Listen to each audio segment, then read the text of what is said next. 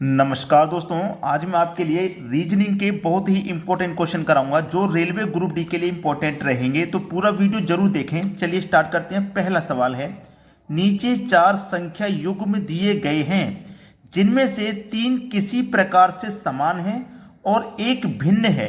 वो भिन्न कौन सा संख्या युग्म अन्य से भिन्न है? यहाँ पे चार ऑप्शन में से तीन किसी ना किसी तरीके से समान है और कोई एक ऐसा होगा जो कि अलग होगा, वही बताना है। तो चलिए इनकी पहचान करते हैं किस तरीके से आपके तीन युग्म एक समान है। यहाँ पे 32 है, यहाँ पे 15 है। अगर मैं इस 15 यानी कि दूसरी वाली संख्या का गुना 2 से करूंगा तो कितना मिलेगा मुझे? 30। 2 से गुना किया है ना, और 2 को ही अगर मैं इसमें जोड़ दूं 30 में तो मुझे कितना मिलेगा? 32। देखो 32 मिल गया, यानी कि दूसरी संख्या से पहली मिल गई। ऐसे ही मेरी यहाँ पे दूसरी संख्या 42 है। यहां 2 से गुना किया तो यहां भी 2 से गुना करूंगा तो 84 हो जाएगा। यहां 2 जोड़ा तो यहां भी 2 जोड़ूंगा, मतलब 86 हो जाएगा। देखो 86 भी मिल गया, 32 भी मिल गया, 86 भी मिल गया। आप देखते हैं 56। दूसरी संख्या मेरी 26 है। यहां 2 से गुना किया तो यहां से भी करेंगे, 26 दुने का 52। यहां 2 जोड़ा तो यहां भी 2 जोड़ेंगे तो कितना हो जाएगा? 54। और हमें दिया गया 56। देखो यहां पे मुझे सही संख्या मिली दोनों जगह पे, यहां पे मुझे सही नहीं मिली है। अब मैं आगे वाला चेक करता हूं, 36। ठीक है, यहां भी 2 से गुना करूंगा, 36 दूनी का 72, और 2 को ही जोड़ूंगा तो कितना हो जाएगा? 74। और देखो मुझे 74 मिल गया। तो मेरा पहला ऑप्शन, दूसरा ऑप्शन, चौथा ऑप्शन ये समान है तीनों, लेकिन सी ऑप्शन भिन्न हो जाएगा। ये मुझे संख्या यहां पे नहीं मिली, तो मेरा सी ऑप्शन बिल्कुल सही जवाब है। अब देखते हैं अगला प्रश्न। अगला प्रश्न है, यदि राहुल आदित्य से लंबा है लेकिन रोहन से छोटा है और रोहन करण से लंबा है तो कौन सबसे लंबा है? देखिएगा, इस तरीके का प्रश्न कभी भी आ जाए तो आपको एक ट्रिक बताता हूं मैं। बोला गया है राहुल आदित्य से लंबा है। राहुल जो है आदित्य से लंबा है ना, तो आदित्य सबसे लंबा नहीं हो सकता। हमसे पूछा सबसे लंबा कौन है, तो राहुल आदित्य से लंबा है तो आदित्य तो छोटा हो गया, तो आदित्य हमारा सबसे लंबा व्यक्ति नहीं हो सकता। ठीक है, हमारा जो राहुल है वो आदित्य से लंबा है लेकिन रोहन से छोटा है। हमारा जो राहुल है वो रोहन से छोटा है, तो राहुल हमारा छोटा हो गया, राहुल सबसे लंबा नहीं हो सकता। हमारा राहुल छोटा हो गया। अब बोला है हमारा जो रोहन है वो करण से लंबा है। जो हमारा रोहन है वो करण से लंबा है, तो करण छोटा हो जाएगा, तो करण भी हमारा आंसर नहीं हो सकता। जब ये तीन हमारे आंसर नहीं हो सकते तो हमारा आंसर कौन हो जाएगा? सी ऑप्शन, यानी कि सबसे लंबा कौन हो जाएगा? रोहन। ये इस सवाल को करने का सबसे सरल तरीका है। अगर सबसे लंबा पूछा जाए या सबसे छोटा पूछा जाए तो आप इस ट्रिक से बड़ी आसानी से कर पाओगे। अब देखते हैं अगला सवाल। अगला सवाल है, एक निश्चित कूट भाषा में केपलर को इस रूप में लिखा जाता है तो उसी कूट भाषा में गैलेक्सी को क्या लिखा जाएगा? देखो इसको इतना लिखा गया, पहले इसको चेक कर लीजिए। के E P L E R, इसको क्या लिखा गया है? ये लिखा गया, देखो सॉरी के नहीं, ई, फिर उसके बाद में के एल पी आर ई। अब देखो यहां पे आप सही से चेक करोगे तो आपको यह मालूम पड़ेगा कि दूसरा वाला अल्फाबेट पहले लिखा गया और पहले वाला बाद में। ठीक है, दूसरा वाला देखो यहां पहले लिखा गया, पहले वाला बाद में। यहां भी देखो इंटरचेंज हुआ है इस तरीके से। ठीक है, ई यहां पे आ गया, आर यहां पे, पी यहां पे आ गया, एल यहां पे, इस तरीके से। अब गैलेक्सी का कोड हमसे पूछा है, G A L A X Y, बिल्कुल इसी रूप में चेंज करेंगे। बाद वाले को पहले लिखेंगे, ए यहां पे आ जाएगा, जी देखो यहां पे आ जाएगा, तभी तो इंटरचेंज होगा इस तरीके से। देखो यहां पे जैसे दिया गया वैसे ही यहां पे करो, देखो ए यहां पे आ जाएगा और एल यहां पे इंटरचेंज हो गया। ऐसे ही देखो वाई यहां आ जाएगा और एक्स यहां पे इंटरचेंज हो गया। अब देखो ए जी ए एल कहां पे है? ए जी ए एल, वाई एक्स और वाई एक्स, मतलब बी ऑप्शन आपके सवाल का बिल्कुल सही जवाब हो गया। अब देखते हैं अगला प्रश्न। अगला प्रश्न है, यहां पे मिसिंग नंबर का ये बहुत अच्छा क्वेश्चन दिया गया है। देखो सिमेट्री हमारे पास यहां पे 1 4 2 49, 4 2 2 64। यहां पे x का मान फाइंड करना है। इसमें करने का सबसे सरल तरीका होता है कि हमारी बड़ी संख्या जिस तरफ होती है हम प्रश्न को उसी तरफ सॉल्व करते हैं।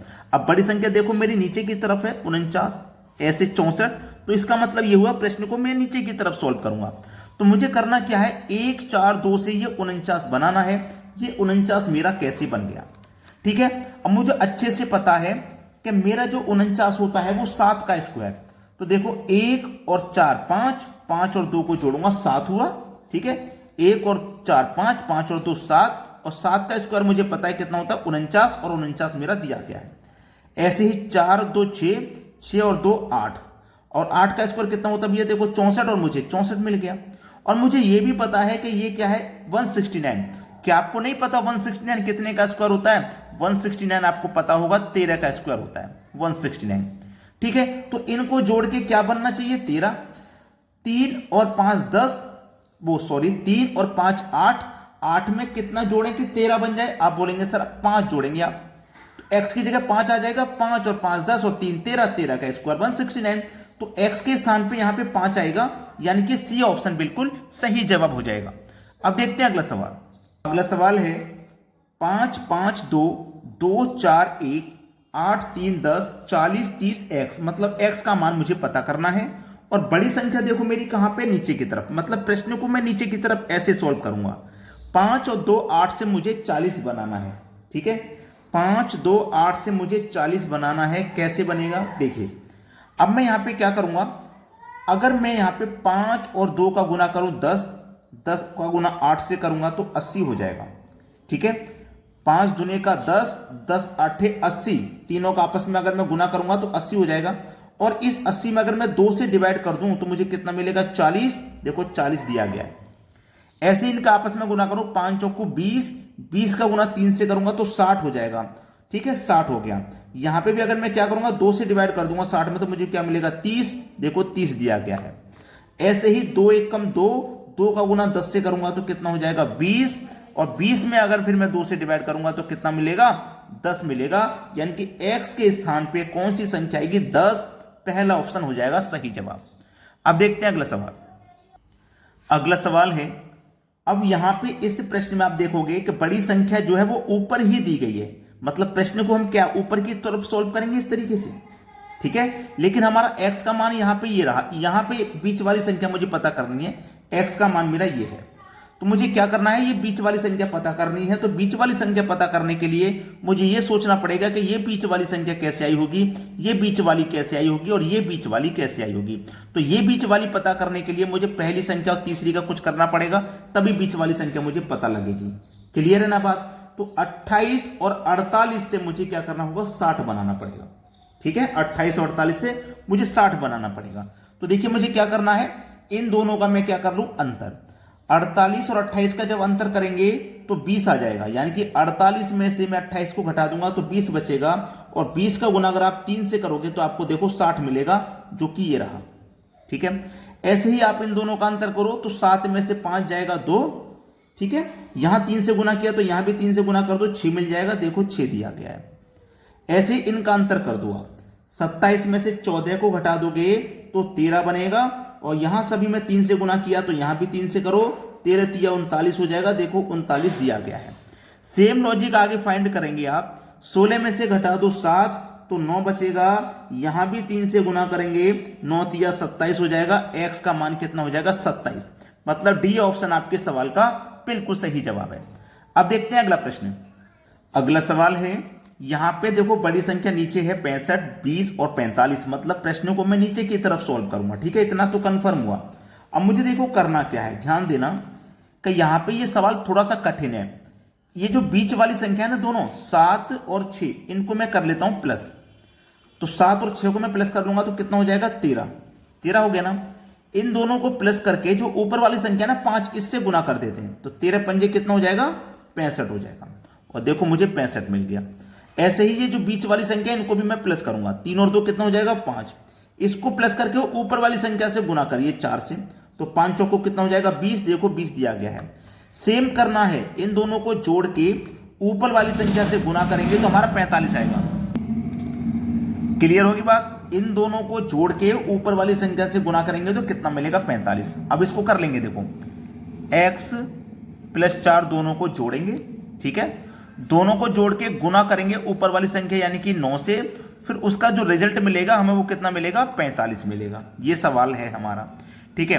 अब मुझे ये बताइए कि मैं 9 का मल्टीप्लाई कितने संख्या से करूं कि 45 आ जाए। तो आप जानते हैं 9 का गुना 5 से करोगे, 9 पंजे 45 होता है, ठीक है, 9 पंजे 45, तभी तो 45 आएगा।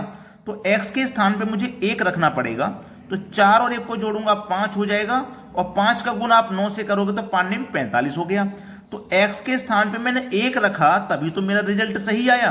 तो मुझे ये पता लग गया मेरा x का मान 1 है, मतलब पहला ऑप्शन बिल्कुल सही जवाब है। तो आपको अधिक से अधिक वीडियो को दोस्तों शेयर करना है, ठीक है, ताकि सभी बच्चों तक वीडियो पहुंचेगी। जितने भी बच्चे वीडियो को देख रहे हैं सभी बच्चे वीडियो को लाइक कर दें, ठीक है दोस्तों, धन्यवाद।